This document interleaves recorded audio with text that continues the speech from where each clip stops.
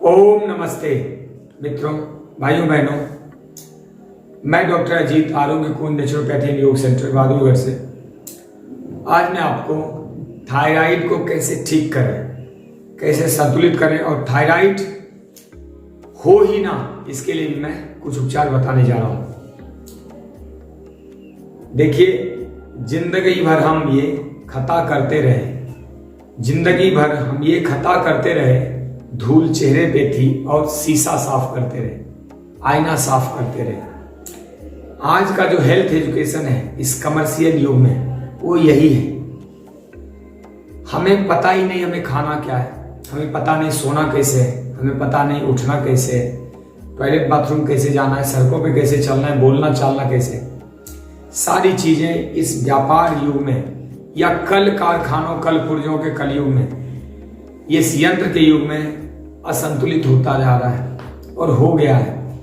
जो आहार हमें औषधि के रूप में जीवनी शक्ति देने वाले थे, वही विष बन रहे हैं।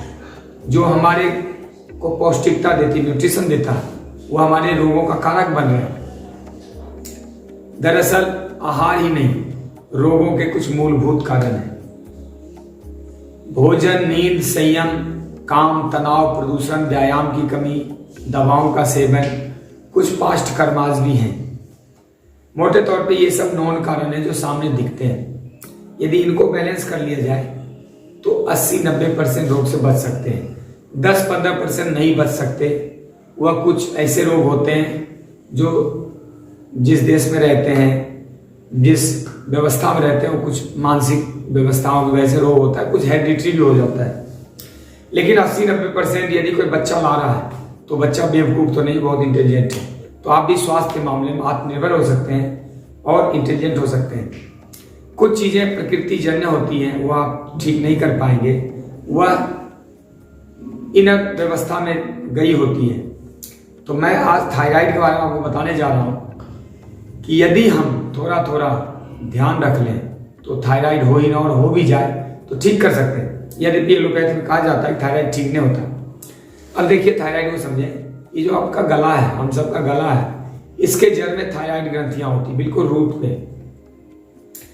यह ग्रंथि कई काम करती है, हार्मोन स्राव करती है, इसको कहते हैं डक्टलेस ग्रंथियां। इसमें कोई नस नाड़ियां नहीं लगी रहती। यह हार्मोन का सेग्रेशन करती है और शरीर में तापमान को बैलेंस करना, भावनाओं को बैलेंस करना, ठंडी गर्मी को बैलेंस करना, पाचन प्रणाली तक, या फिर वजन बढ़ाना घटाना, कई और भी काम होते हैं। मैं नॉन कारण 2-4 बता रहा हूं। नॉन चीजें जो यह हार्मोन ग्रंथियां करती हैं। शरीर में कई हार्मोनल ग्रंथियां हैं, जैसे पेंक्रियाज हैं या टेस्टिकल ग्रंथियां हैं, एडिनल ग्रंथियां हैं, यहाँ पे पिट्यूटरी पीनियल ग्रंथियां हैं, थाइमस ग्रंथि है। ये जो पेंक्रियाज ये भी ग्रंथि है, यह सब हार्मोन देती है जो खून में घुल के चीजों को सुलभ बनाती है और काम चलाती है। ये सब यंत्र हैं। अब ये खराब क्यों हो रहा है? एक बड़ा कारण है भोजन, दूसरा कारण तनाव, तीसरा कारण है मिलावट वाले खाद्य पदार्थ, चौथा कारण दवाओं का सेवन, पांचवा कारण व्यायाम की कमी, बेमतलब का तनाव, बेमतलब की बातें, खोए रहना, बुद्धि का अधिक प्रयोग, ये सब कारण। थायराइड को के बारे में 3 बातें मैं मुख्य रूप से कर सकता हूं। लक्षण क्या होता है, कारण विशेषकर क्या होता है, उपचार कैसे करना है, और इसके मैं 4 पहलुओं में चर्चा करूंगा। योग, आयुर्वेद, नेचुरोपैथी और आहार क्या क्या लेने होते हैं।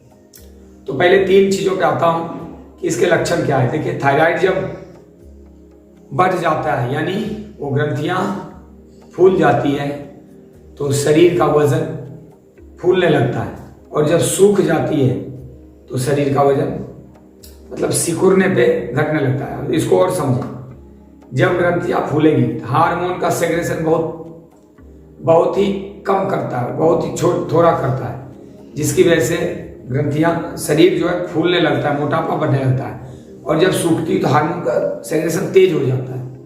तो जब हार्मोन तेज करता है तो शरीर सूखने लगता है, कुछ भी खाओ पियो वो पचता ही नहीं या फिर जल जाता है। तो इसका लक्षण क्या है? या तो शरीर फूलता है या शरीर दुबला होता है, दोनों चीजें होती हैं। दूसरा, गले में यहाँ पे भारीपन रहता है, खराश सा रहता है, हमेशा गला खराब रहता है। तीसरा कारण क्या है कि कभी कभी रोने का दिल करता है, लक्षण बता रहा हूं, कारण नहीं। कभी रोने का दिल करता है, कभी भावनाओं का अतिरेक हो जाता है, कई बार तो आत्महत्या तक के ख्याल आते हैं। ठंडी गर्मी सहन नहीं होती, कब्ज गैस बने रहते हैं, पेट की खराबी रहती है, सूजन भी आता है, पैरों में सूजन, चेहरे पे सूजन हो जाती है, गले में सूजन हो जाती है, कई बार छाती के आसपास एक तरफा उभार आ जाता है, सूजन आ जाता है। इसके अलावा नींद की गड़बड़ियां आ जाती है, कोई अच्छी बात भी कहे तो अच्छा नहीं लगता और मन उखड़ा उखड़ा सा रहता है। ये सब मोटे मोटे मैं लक्षण बता रहा हूं और अब इसके मैं कारण समझा देता हूं। कारण क्या है? दरअसल असंतुलन ही कारण है।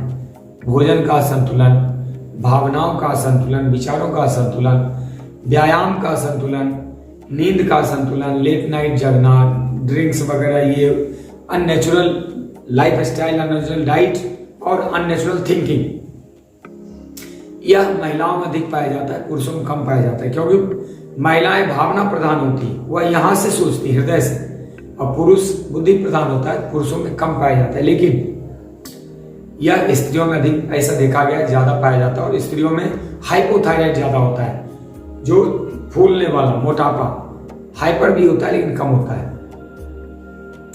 तो ये तो आप इसका कारण मोटे तौर पे समझ गए। लक्षण कारण के बाद अब मैं आता हूं उपचार पे। उपचार के 4 तरीके हैं और ये ठीक होता है 3 से 6 महीने में, तुरंत ठीक नहीं होता। मैं ज्यादा डीप आपको टेक्निकल बातें नहीं समझाने जा रहा हूं, मोटे मोटे एक आम आदमी भी, एक कम पढ़ा लिखा व्यक्ति भी, जिसको शब्दों का कम ज्ञान हो, कम पढ़ा लिखा अधिक ज्ञानवान हो सकता है। मैं कम शब्दों की बात कर रहा हूं, जिनका जो डिग्री वाली चीजें जिनके पास कम है, जैसे 5वां 6ठा पास ही, लेकिन वो बहुत अधिक समझदार हो सकते हैं। यह वीडियो उनके लिए भी है। दरअसल उपचार में क्या है? 4 भाग है। योग है, आयुर्वेद है, प्राकृतिक चिकित्सा और भोजन सही करना है। पहले भोजन की चर्चा कर लेता हूं। भोजन मोटे तौर पे थायराइड ग्रंथियों के लिए जो आयोडीन है ना, उसकी कमी की वजह से ज्यादा होता है। नेचुरल साल्ट की कमी से और कई कैल्शियम, आयरन और विटामिन डी के एब्जॉर्प्शन कम या ज्यादा होने से होता है। लगातार एक ही मौसम में रहे, जैसे कोई हरियाणा का व्यक्ति कश्मीर चला गया, वहां लंबे समय तक रहेगा, तो इससे भी हो सकता है। हिमाचल में रहने लगा, विदेश में रहने लगा, इससे भी कारण है। तो भोजन में क्या करना है कि रीजनल, सीजनल, ओरिजिनल, जो रीजन का चीज है, जो उस जगह पे, उस क्षेत्र में आता है, जहां हम रह रहे हैं, वही खाना चाहिए। वैसे सूक्ष्म में जाए तो यदि मैं हरियाणा का हूं तो कश्मीर जाता हूं तो मुझे हरियाणा का चीज ही ज्यादा सुइटेबल होगा, ये नियम है। क्योंकि प्रकृति हमें हरियाणा की मिट्टी पानी से पैदा किया है। लेकिन फिर भी जहां जाते हैं, देखें जो उस क्षेत्र का है वही खाएं। सीजनल, सीजन की चीज खाएं। मौसम के बाहर की चीज महंगी भी होती है और फायदा भी नहीं करता। और ओरिजिनल, ओरिजिनल मतलब नेचुरल फॉर्म में खाएं। जैसे फल है तो नेचुरली लिया, खा लिया, ये नहीं उसको पका दिया, जला दिया, नमक चीनी फेंक दी, उसको फ्रिज में रख दिया, काट के सड़ा दिया। ये रीजनल, सीजनल, ओरिजिनल का फॉर्मूला अच्छा है। तो थायराइड वालों के भोजन में कम से कम 60% भोजन नेचुरल होना चाहिए, कच्चा होना चाहिए, जिसको अपक आहार कहते हैं, कच्चा रॉ फूड होना चाहिए। रॉ फूड में क्या आता है? फल आता है, सब्जियां आता है, कच्ची सब्जी जो आप चबा खा सकते हैं, सलाद आते हैं, पत्ते आते हैं। पत्ते बड़े काम के होते हैं। धनिया का पत्ता इसमें बहुत काम का, बहुत फायदा करता है। साबुत धनिया भिगोगे, उसका पानी पीना बहुत काम आता है। तो नेचुरल पत्ते खा सकते, अंकुरित करके खाएं, बहुत फायदा करता है। और इसमें 3 चीजें भोजन में, सिंघाड़ा, कमल ककड़ी, मखाना, जो पानी में अधिक पाया जाता है, जिसको पैदा करने में पानी अधिक लगता है। जैसे पान में बहुत अधिक पानी लगता है, चावल में अधिक, चावल फायदा करता है इसमें। ताल मखाने होते हैं, वो कमल से पैदा होता है, कमल पानी में होता है। सिंघाड़ा पानी में होता है। केला भी बहुत फायदा करता है, क्योंकि केले में पानी अधिक लगता है। तो जिस पदार्थ को पैदा करने में पानी अधिक खपता है, वो थायराइड के लिए ज्यादा अच्छा होता है। तो 60% भोजन मैंने कहा है, तो कम से कम 1 टन का भोजन केवल फल करना। और जब भी रोटी चावल खाते हैं आप, सब्जी सुब्जी, तो कम से कम 300-400 ग्राम सलाद खाने की कोशिश करें, चबा चबा के। तीसरा, जब शाम का भोजन करते हैं तो हैवी भोजन नहीं करना, कम खाना है। और दूध, दही, घी वगैरह कम खाने हैं। यहाँ ये भी ध्यान रखना है कि 2 भोजन के बीच में गैप होना चाहिए और पानी गुनगुना पीना चाहिए, या फिर नॉर्मल पीना चाहिए सीजन के हिसाब से। बहुत तेज ठंडा या गर्म पानी ठीक नहीं रहता। इसलिए जिनका हाइपर थायराइड है उनको भोजन में कोशिश करना चाहिए कि जो कार्बोहाइड्रेट वाली चीजें हैं थोड़ा बहुत अधिक मात्रा में लें, या जैसे एक आध चम्मच गाय का घी सेवन कर सकते हैं, ये उनके लिए ज़्यादा लाभकारी होगा। जिनका हाइपो है उनको घी और कोलेस्ट्रॉल वाली चीज़ों से बचना चाहिए। ये हो गया मोटे तौर पे भोजन का पार्ट। इतने में आप समझ जाएंगे कि भोजन कैसे करना। एक आध दिन उपवास बहुत अच्छा रहता है इस ग्रंथियों के लिए। अब मैं दूसरे पार्ट पे आ रहा हूँ, नेचुरोपैथी। नेचुरोपैथी से थायराइड के रोग पूरी तरह क्योर हो जाते हैं। इसमें समय लगता है। थायराइड ग्रंथियां ऐसे ठीक नहीं होती, 3 से 6 महीने समय लग जाता है। इसमें तुरंत दवाई भी नहीं छोड़ सकते। लेकिन नेचुरोपैथी करें, मिट्टी का पैक, सिकाई, मसाज होता है, भाप से उसको देते हैं, यहाँ पे पट्टी बांधते हैं, या फिर बस्ती क्रिया वगैरह होती है, इस सब से ठीक हो जाता है। 2 घंटे का समय लगता है नेचुरोपैथी में, और लगातार 30-40 दिन तक करने से ये क्योर हो जाता है। खान पान और औषधि वगैरह थोड़े दिन लेना पड़ता है। ये मैंने चर्चा करी नेचुरोपैथी का। तीसरी जो इसका है क्योर समाधान है वह है योग और आयुर्वेद। पहले मैं आयुर्वेद की चर्चा कर लेता हूँ। आयुर्वेद में क्या है, कचनार का जो घुघुल होता है बहुत फायदा करता है। कचनार की छाल ले लें, उसको पानी भिगो के और वह प्रयोग करें, बहुत ही फायदेमंद रहता है। वो गांठ को पिघला के उसको नेचुरल बनाता है। इसमें एक आरोग्यवर्धनी बटी आती है, वह भी बड़े अच्छे से काम करती है। वृद्धिवादिका बटी आती है, वह भी काम करती है। और मुलेठी का क्वाथ, सर्वकल्प क्वाथ, ये सब मिला के उसका काढ़ा पिया जा सकता है। स्वासारी बटी, लक्ष्मी विलास बटी, यह सब लेने से इसमें बहुत फायदेमंद होता है। या फिर गले संबंधी जो कई और बटियां आपको मिल जाएंगी, खदरादी बटी मिल जाएगी, या फिर इसमें सारस्वतारिष्ट वो काम करता है बहुत अच्छा। ये सब कुछ चीजें मैंने नाम बताया, इसमें 1-2 चीजें आप सेवन कर सकते हैं, निरापद है, कोई इसका साइड इफेक्ट नहीं है। अब चौथे पार्ट में आता हूं, जो इंपॉर्टेंट पार्ट है वह है योगाभ्यास। इस ग्रंथियों के बढ़ने या घटने से कौन सा योग करना चाहिए वो मैं आपको समझाने जा रहा हूं। देखिए ऐसे बैठे हैं तो यहाँ पे उंगली लगाएं, दोनों अंगूठा, और सांस भरें।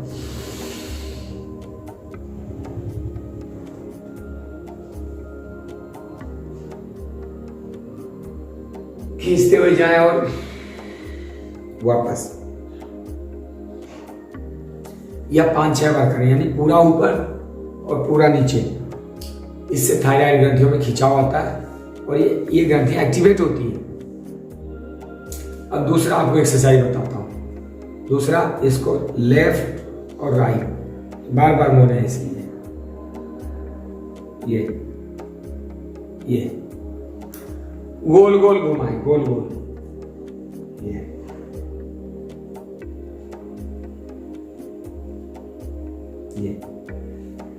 इसके बाद इसमें लेट के और खड़े होके भी इसमें आसन किए जाते हैं। अब देखें, खड़े होके जो आसन किए जाते हैं उसमें स्ट्रेचिंग किया जाता है। दोनों पैर खोलेंगे और यहां से ये लगातार 10-20 बार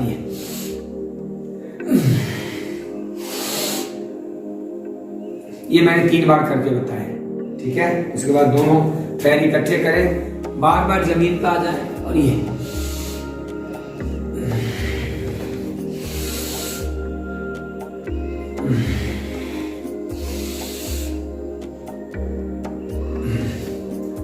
हो गया। अब देखिए तीसरा, नेक्स्ट, कमर पे हाथ रख के ये देखिए, इसको ऐसे खींचिए वापस।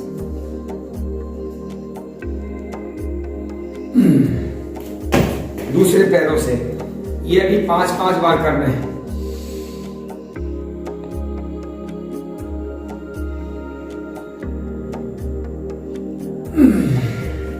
देखिए नेक्स्ट, दोनों पैर खोल लें और इस हाथ को यहां लगा, गले को घुमाते हुए ऊपर ले जाइए। ये इससे गले में प्रेशर आता है, बहुत इफेक्टिव आसन है। दोनों हाथ ऐसे खोल लिया और इसको यहां ले गए और इसको खींचे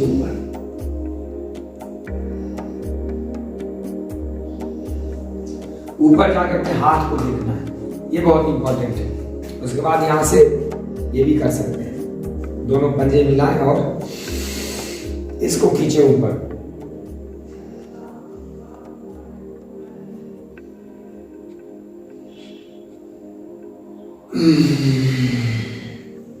ओके, अब मैं एक दो आसन आपको लेट के और बैठ के बता देता हूं। देखो ये प्लैंक कहते हैं इसको, बहुत इफेक्टिव है। सांस भरना है और ये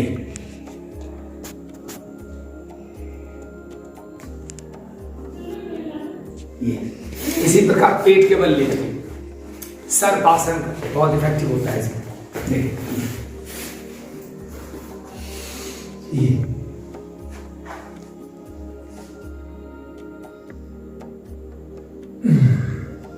यहां रख के ये भी खींच सकते हैं।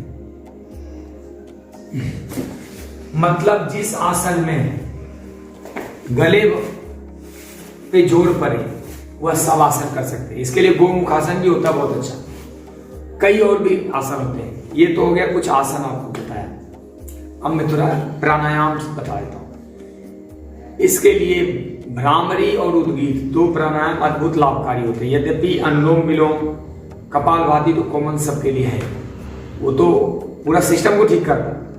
लेकिन ये मैं विशेष बता रहा हूं। अनुलोम विलोम कपालभाति करने के बाद आप नाड़ी शोधन वगैरह कर लें और उसके बाद उज्जाई और उद्गीत। उज्जाई कैसे करते हैं इसको मैं 3 सेगमेंट में करके सिखाना चाहता हूं आपको।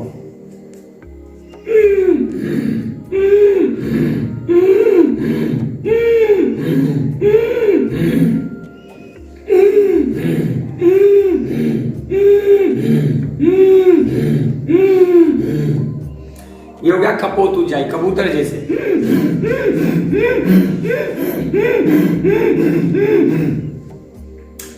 एक इससे थोड़ा लंबा कर लो।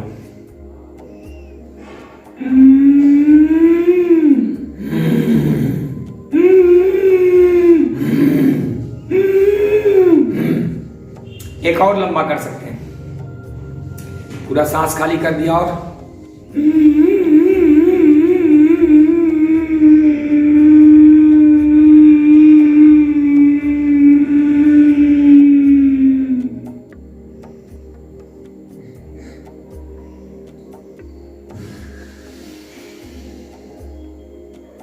या स्वामी जी रामदेव जी महाराज भी सिखाते रहते हैं। दूसरा क्या, माथे पे हाथ रखे और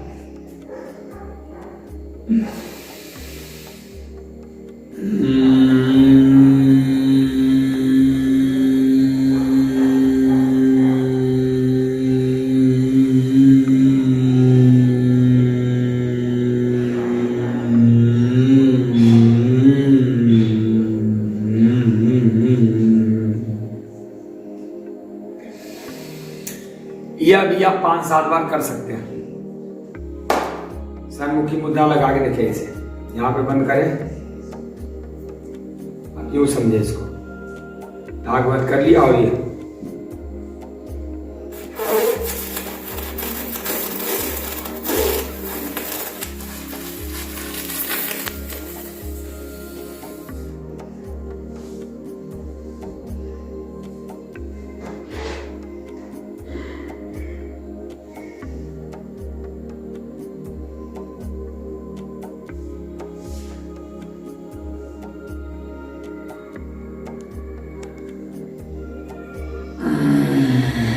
मैं तो आपको जल्दी करके बता रहा हूं। ऐसे 30-40 सेकंड तक रखना है। दोनों उंगली ऐसे रखना है, नाक दबा लेना है और खूब मुंह को हल्का सा खोल के, पहले सांस पूरा खाली कर दें, मुंह को हल्का खोल के कौवे का चोंच जैसा बना के हवा खींचना है और ये करके चिन्ह को गर्दन में सटाने, बहुत इफेक्टिव है। ये सब कुछ चीजें हैं जिसके मैंने 4 पार्ट बताए, पुनः मैं याद दिला दिमान करा रहा हूं। योग, आयुर्वेद, नेचुरोपैथी और आहार, 4 चीजें करें और अच्छा विजुअलाइज करें। अपने बारे में अच्छा सोचें, संसार के बारे में अच्छा सोचें, अपना धर्म निभाएं, तो धीरे धीरे जो तनाव वगैरह की चीजें होती खत्म हो जाती है और लोग चले जाते हैं।